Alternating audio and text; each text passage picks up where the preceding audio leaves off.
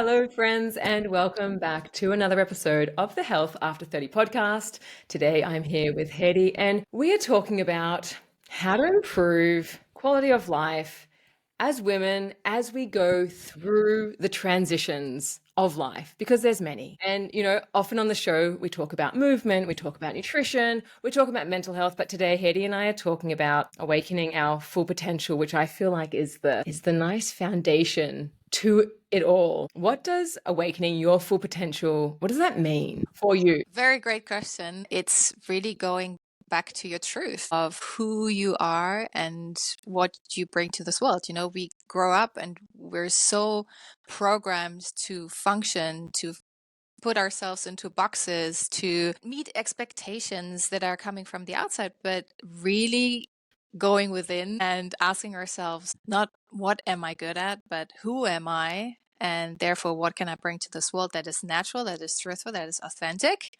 All these big buzzwords, because you're not losing energy at the end of the day. If you're just being yourself and creating a life and maybe even a business, a job that is absolutely aligned with that truth, you're not wearing masks.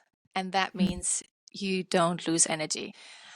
I've been on the very opposite end of that. So I've been a high performer, not feeling good enough at all, never ever in my life, until the point where I really healed and got clear of what is my purpose, what are my values, what are my visions, who do I want to be for myself, for my daughter that was just born back in the day, 6 years ago, as a mom, but also as a partner, as a friend, as a person in life. There's so many regrets at the end of our lives. We know this from research. So why not stop and listen and create from there? Yeah. When you say all these things, like I feel it in my bones, I'm like, I want that as well. I feel that there's so much noise that's Yeah. around us that we see other people doing things and we get confused that maybe we want that and we try to do that, although it's not feeling aligned with us. I feel like, to say become, comfortable with ourselves and bring out our own good to the world. I'm coming from innovation background. Innovation is, you have a problem. You stated a problem that is already your solution. If there's so much noise, cut the noise. If there's so much distraction out there telling you what to do or you don't feel aligned, cut it. Allow yourself. So this is the first thing, and this comes back to your limiting beliefs. And in my courses, I often have these limiting beliefs when they get clear on their values and their visions, and they're like, wow, I created a life completely opposite to what is aligned with myself. So what is the limiting belief there? We have the results. So we ask ourselves, what is the limiting belief? I'm not worthy enough. Life is hard. I have to struggle to prove myself. Otherwise, I won't get attention. So these are very strong limiting beliefs that don't come out of nothing. They're deeply rooted in ourselves, especially women, and especially coming from early childhood. Very conscious about these limitations that are only within ourselves. There's just this differentiation between successful and unsuccessful people or struggling people. The successful, they just get rid of all of these limitations, inner limitations, because then you just move ahead and you see hurdles as challenges and you just go with the flow. And they're not smarter. So really becoming aware, first and foremost, allowing yourself that, yes, you can have a very wonderful life that you desire and deserve, because when it's calling you, it's almost there already. Yes, it's work, it's messy, but there's a reason for it. And allowing that to really hit you and you're like, okay, now let's get going. Cut the noise and get inside here. Yes, I think that's when we quiet ourselves down. This is perhaps the importance of meditation, or something like this, is when we start to connect or to reconnect. And I think this is a very large thing that we are trying to do now, because so many of us are disconnected. I mean, I work a lot with nutrition, just food and how to nourish ourselves. These limiting beliefs, they pop up in everywhere. Perhaps not even, yes, like I'm not good enough, I'm not worthy enough, I don't deserve, or whatever we tell ourselves. These are in all aspects of our life. So I guess, how do we, when we want to make this transition, because I think everyone wants to get energy from giving energy and not just feel drained. Yeah. all the time. Yeah. Because I think a symptom that I see all the time, I've got no energy. Mm-hmm. I'm tired. And then that links in with certain habits that we do, on social media, comes in depression with all of it. Life kind of gravitates us towards a certain area. So when we start to make this shift, when we start to kind of turn, what type of, I want to say practice do we need to bring in? Because it is a practice, right? Absolutely. It's not just, the decision's like the first step of a very long journey. The decision comes first, Yeah. right? Yeah.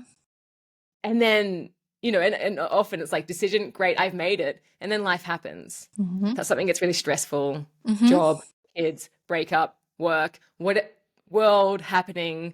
And then you kind of get thrown back into the old habits that we had. So from the decision, because I'm on board, I want this, like this sounds beautiful, let me walk into this area. How does one create that life then? How do we bring that into our day to day? Okay. 3 C's first and foremost. So first and foremost, clarity. Yeah, I love this. Clarity is because if you don't know where to go, how are you supposed to move? Most people know what they want to move out of, but not towards. And you need a fixed star in order to get going because yes, you've made the decision. And as you said, now life's happening. And now be very careful because oftentimes this is wishful thinking, right? Is it a wish or are you really up for it? Are you all in? And here's the differentiation where we have to take a switch from learned victim mode to the creator mode. And that comes, so the creation is part 3, but the middle part is the cleansing part. Cleansing from self-sabotage, limitations, dysfunctional patterns that are not useful at all, to even generational trauma.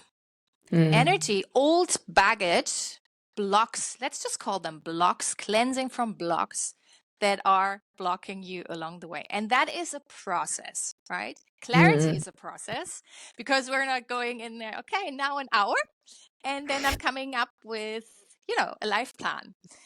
That's how we are trained, right? Because dopamine all around us, we have apps. But if you're programmed for, like I was 35 years, 36 years, you're like, it's scary, first and foremost. Cutting through the fear and really making the choice every single day to create clarity on your purpose, vision, and values is huge. Then, as you said, okay, little tiny actions can take place any day. Morning ritual, evening ritual. Love it because they put you in a different state, already in the state of creation versus the victim mentality. If I would, get up in the morning and the first thing I would do is check my phone and get the bad news, get somebody, want something from me I don't have at this moment, stress level, cortisol, adrenaline, stuff you don't want if you're wanting to be in a creator mode, because the creator mode is very calm, it's very peaceful, it's very connected. I was very addicted to stress. I was very, very addicted to overworking and to shopping. Not a good combination. You could do that any day, any time of the day, filling my day up. That was my nervous system. And my nervous system was trained that way, and it was an addiction, so I wouldn't feel myself. I was addicted to work 6 times of the week, traveling across the globe because I was addicted, not because I was doing so well. Very big differentiation. The first thing is really to do an inventory. What serves me and my energy and what doesn't? Can I cut it out? Like the phone in the morning, like adding 3 minutes, 5 minutes of meditation in the evening, and 2 hours before bed, just cutting the whole damn devices in any way. Also, I mean, now it's really pretty natural. You have to train it, as you said, but hydration in the morning, fresh air in the morning, breathing, and breath means that when I'm breathing heavily, then the information to my body is stress. If I reverse it and you just use the tool of breath, which is just a tool, and, calm, 3, 9, 18 deep breaths, this already gives a different information to my brain and nervous system that it's all fine and it's priming over time. If we're not satisfied with the neural pathways, with our survival mode that we're in. We need to get down to creating the thriving mode and create new neural pathways. And one thing, for instance, is also just to get up to the bathroom and brush your teeth with the non-dominant hand in order to create new neural pathways. Brain, yeah. Tell yourself in the mirror, I love you. I'm good enough. I'm worthy enough. And just feel also what comes up, because this is just the emotion that is not aligned with this new version that you're telling yourself to be. It's identity work. It's identity switching. So please don't put anything under the rug, because that's gold. If this energy just leaves you, it's gone. And then it's really like this cleansing part is like, I always compare it to onion work, because, it's layer by layer, and then you get more and more to the gold. And it's not that, that there are no bad days anymore, but you can switch. You're in charge. You have the choice. You have the choice, and you have the ability and the training to get in there more and more and more quickly. Yeah, you make that really simple. And I think for a lot of women, if you're at a point where you're not perhaps happy or satisfied or feeling that you have your full potential in life, we've been doing things which have led us to where we are. And I think sometimes it has to get messy. You feel like you have to get stuck. I often say, like, it's darkest before dawn. Like these dark times are usually when you get a bit of a wake-up call and you start to look for these things. And I think you have really nice anchors: clarity, cleansing, creativity, because it is a step-by-step process. And you can't, when you try to do it all at once on Monday for 1 hour, as you said, it doesn't work. And that we keep doing and keep reinforcing as well, I think. But just hearing you talk about some things that you can do, carving out, because I think we're all busy. We all have our routines. We're all doing things anyway. We're all brushing our teeth. Why not bring in these habits where we can kind of start to trick ourselves and rewire these pathways? I think this is such important work. I actually do this with nutrition as well. And it's just, you see that it's like the small stuff which doesn't seem obvious. This habit change and the continual change, make it long-term and make it sustainable. Absolutely. And you're doing your hygiene, right? And mental hygiene is one of the most important things in life. No wonder. I mean, if I wouldn't shower for 3, 5, 6 days, I stink. Your brain is crying for help and for some cleansing. And we're just not trained to do that. We're just not, this mental hygiene is just never really taught. And that doesn't mean it doesn't exist. Something that I need and would help me a lot. I'm coming from a psychology family, right? Where you talk about things a lot and you turn around the problem a lot. Now, I'm a design thinker. I love solutions and I love them effectively and fast. So I went to psychotherapy for many years and I circled.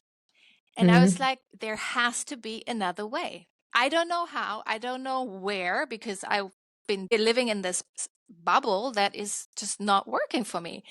And so that means there are solutions out there that fit you. So I was really on a quest. I wrote this down on a post-it: effective tools that cleanse me from this burden. I don't want to live with this anymore, and I don't want to give it to my daughter. Zero. Like, cycle breaking now. Cool. These things come into your life because now your brain is like a Google machine, right? If you're pregnant, now all of a sudden you see pregnant women, your brain is filtering, and now you get all these information, you see the information and you follow the breadcrumbs.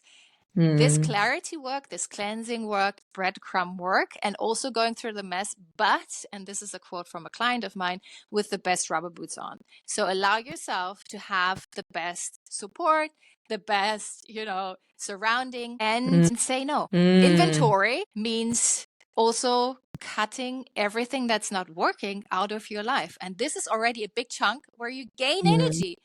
This is basically something that doesn't cost you anything. You don't have to do something in the morning extra. Cut it out. Cut it out. And boundaries is the biggest principle of self-love. Yeah. Saying no is a full sentence. You don't have to explain yourself. No is a full sentence. And that brings a lot of energy back into your life. And then people are saying, yeah, but I can't. Are you sure?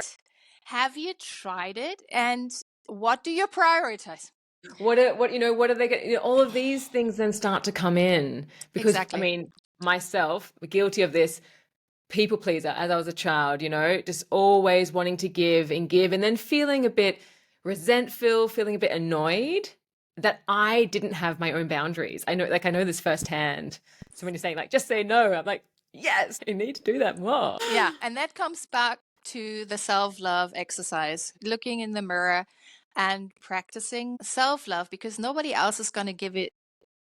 The past is past, but don't cheat on your future with your past, Yeah. because that's on you, right? And give yourself what you need and needed, what your inner child needed and needs the most. Don't wait for anybody to give it to you, and it might never occur.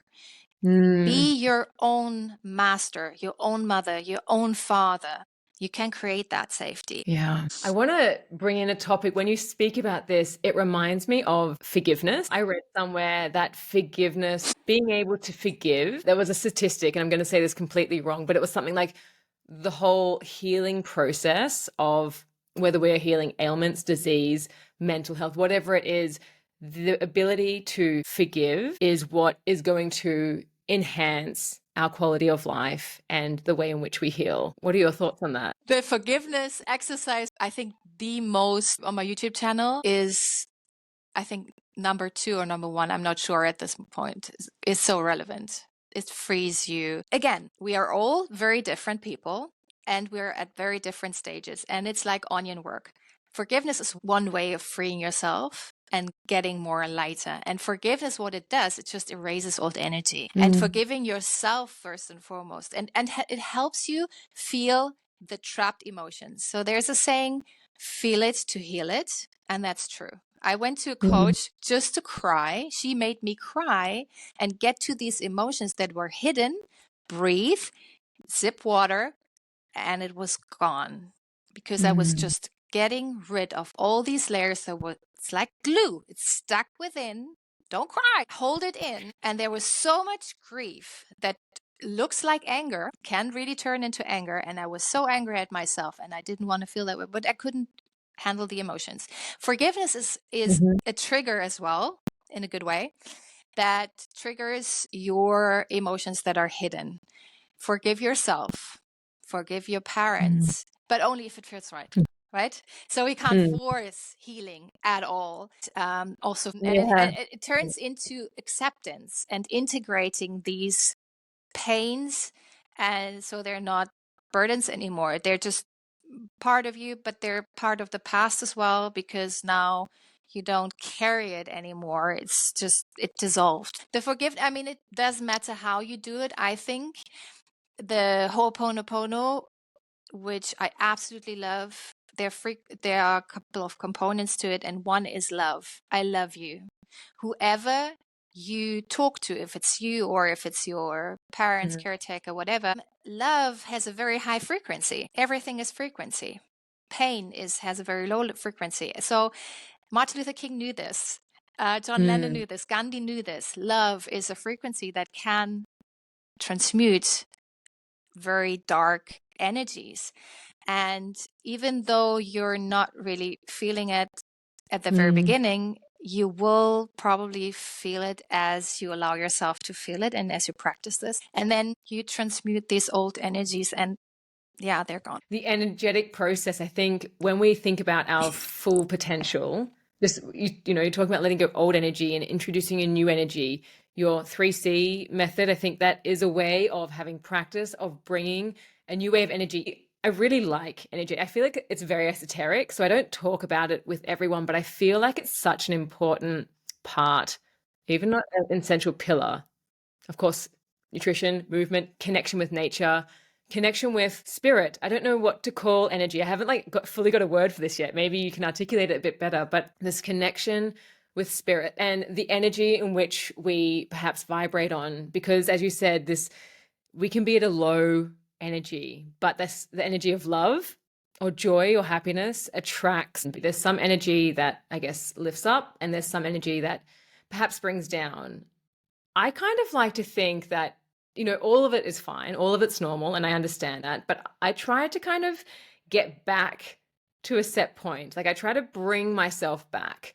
What's your thought on energy and how we kind of go throughout the day when we're thinking of like spirit and energy and connection with people and ourselves and everything? How should we be doing it, or what should we be doing? Or maybe you have a way to bring us back, because there are so many things life that just can really, I want to say, beat us down and put us into such a funk, whether it's, traffic, whether it's the news, whether it's something on our phone. So how do we elevate ourselves again? Because that can be really difficult on an energetic level. It's also just training. Energy is everywhere. So I think before we go into the how, let's talk about quickly what is energy. Energy is everywhere. Only 4.6, some say 8, on this planet is matter. And even matter has energy. That's the crazy part, right? Everything you consume, everything surround yourself with vibrates at a different energy. So I like to go to the beach because ocean have a very high energy. The sun, I love the sun, and because it's pure energy.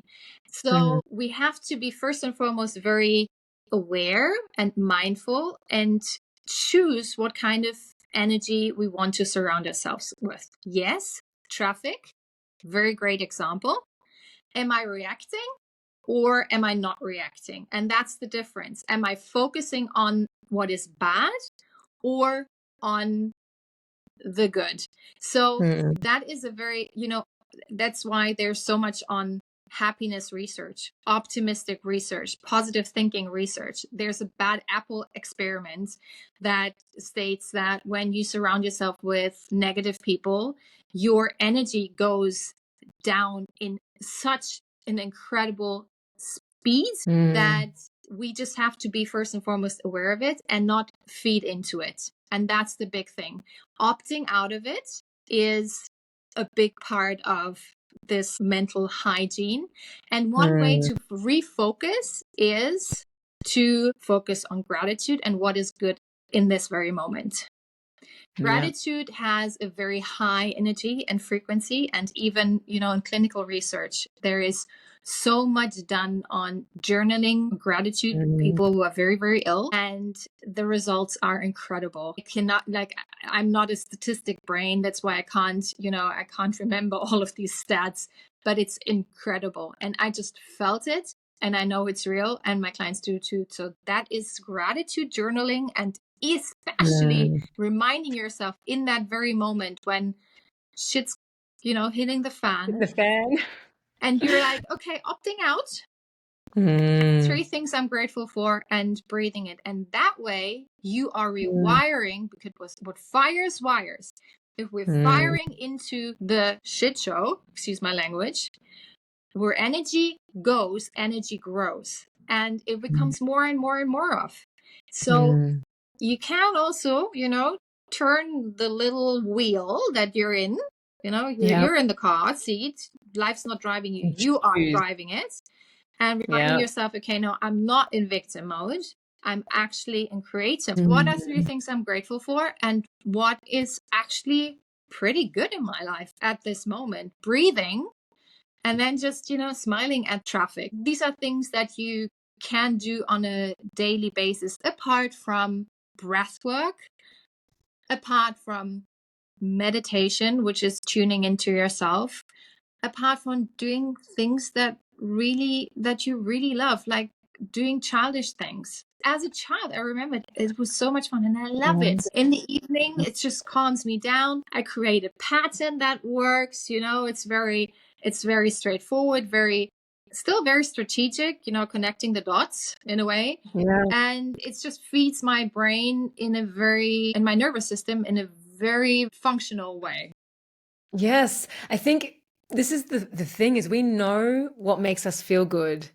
Like we know that there's things that make us feel not so good. And there are definitely things that make us feel good. The choice to go for those things feels sometimes difficult, I think, on the day-to-day, because we allow, I guess, the stress, the overwhelm, the mental to-do list, the sleep deprivation to kind of take over us, or whatever it is that we're experiencing. But I think in essence, like we know what feels good. as a human being, and then as individuals and as women who are, busy, we know what feels good. And I think allowing ourselves to go there, that's really what I think that's what you're really bringing home, creating those habits, creating those practices, and allowing ourselves to have the choice to go there and I guess elevate our vibration.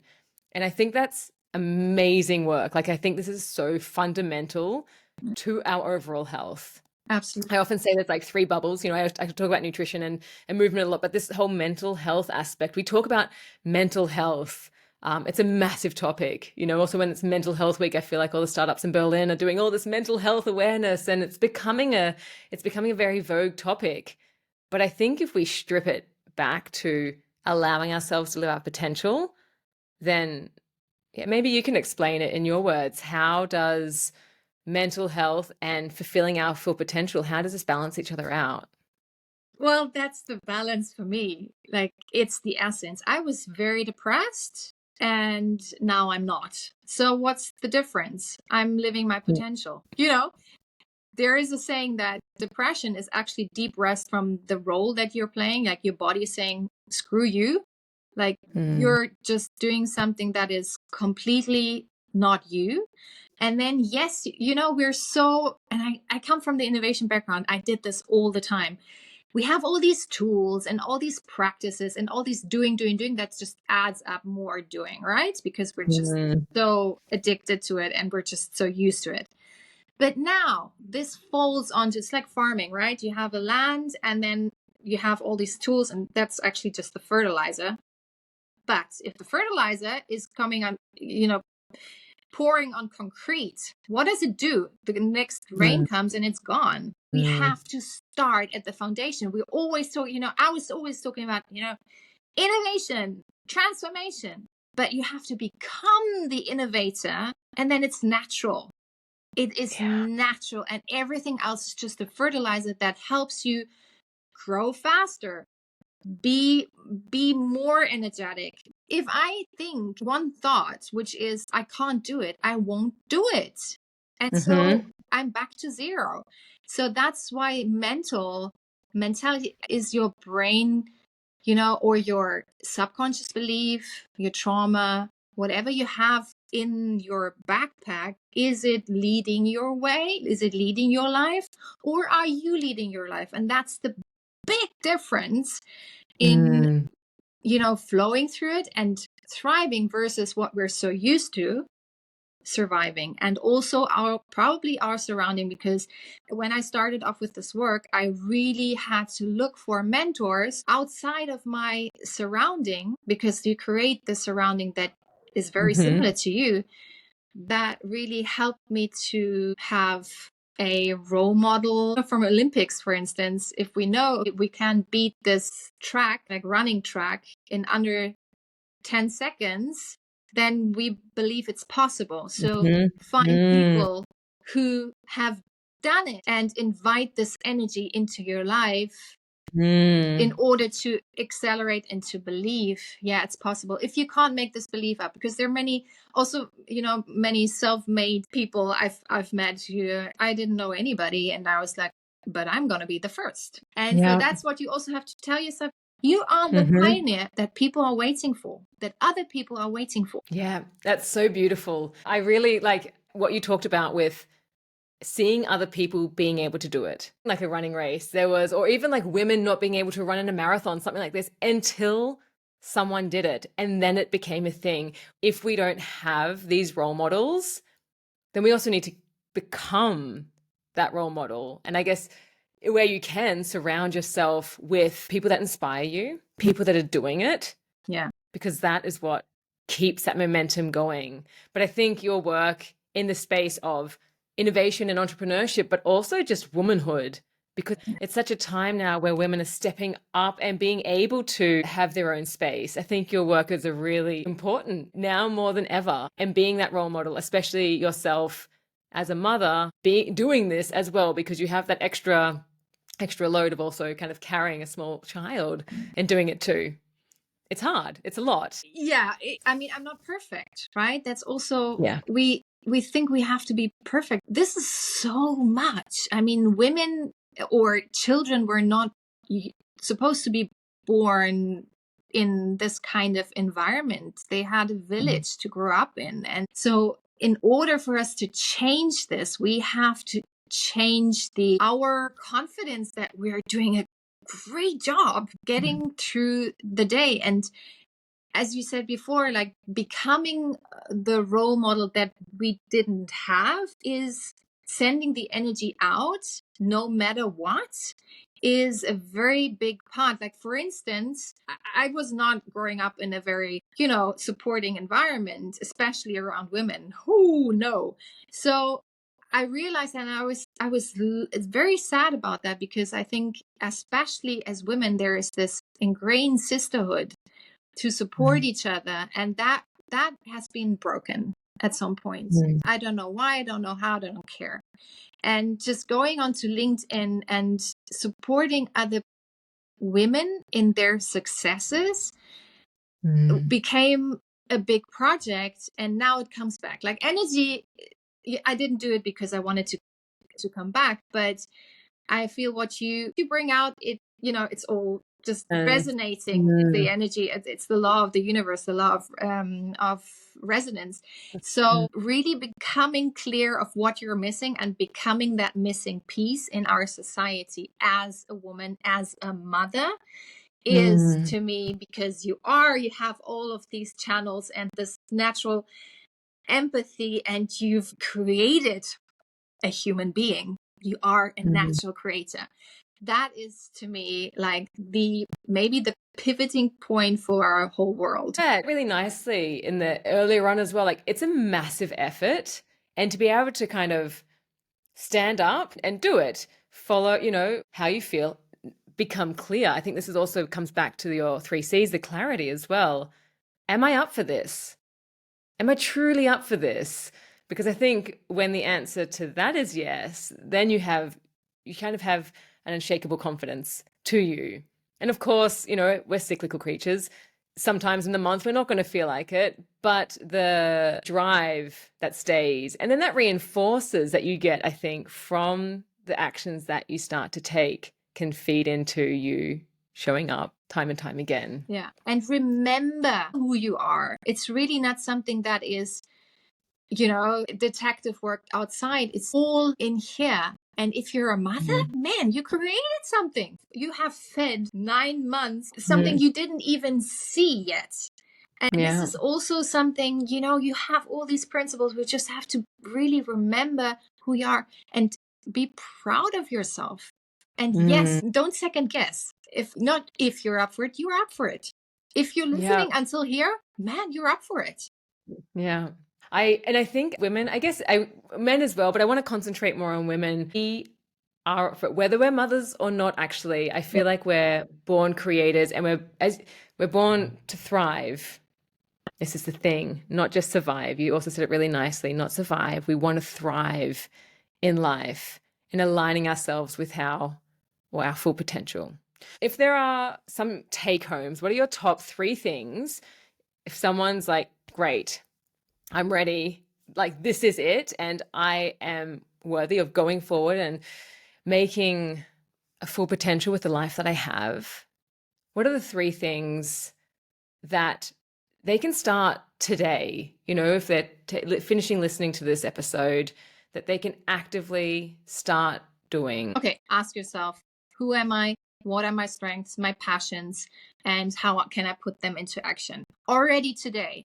I don't have to quit my job yet, but how can I reinforce that into my life to regain energy? Number 2 is the entire cleansing stage, which is, first and foremost, start small. Cut off what is not serving you. Cut off the phone in the morning if it distracts you. Things that are really taking your energy and that where you don't get anything. Mothers, especially in courses, they're like, I don't have time. Well, if you really, that's another exercise. Look at your day, like observe yourself in a day, observe what is serving me, what is not serving me energetically, and how I spend time just, spending it, but not really valuing it.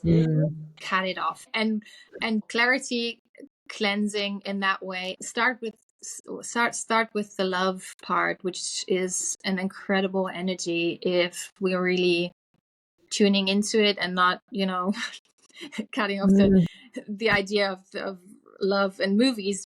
But it's actually a really powerful force if we're connecting to ourselves and into that love energy. So practice self-love, which is an action, which is a practice.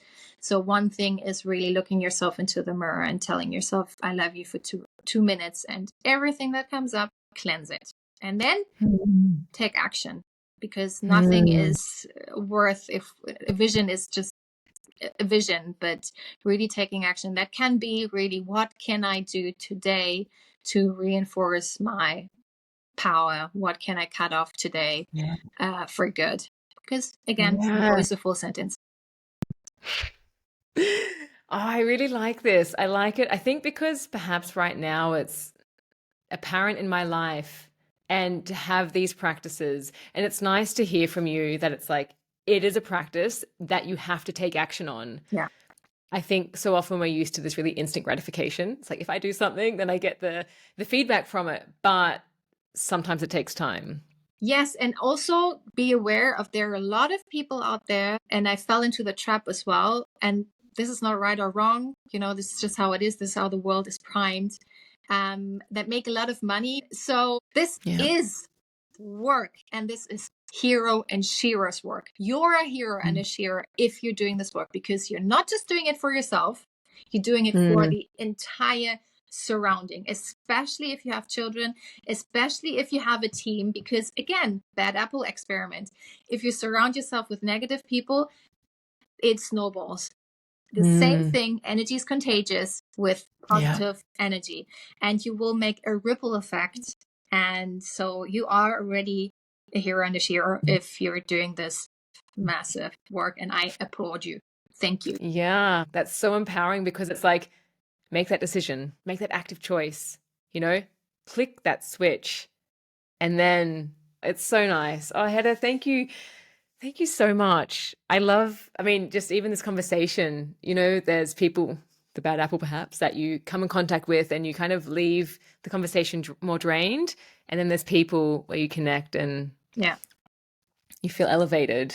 And I think this is what we can then carry on to the next conversation we have. And then I guess in that way, there's also this ripple effect that you're affecting your community, your surroundings. And, when I first started this podcast as well, health was, or like improving quality of life, health was the goal, because then if you're feeling well, like you have the energy to be able to say no to the phone, have these morning habits, have the ability. And when you have that ability, like that's where you start changing the world. Yeah. So I love what you do. I really I tip my hat off to you, and I absolutely stand behind you 100%.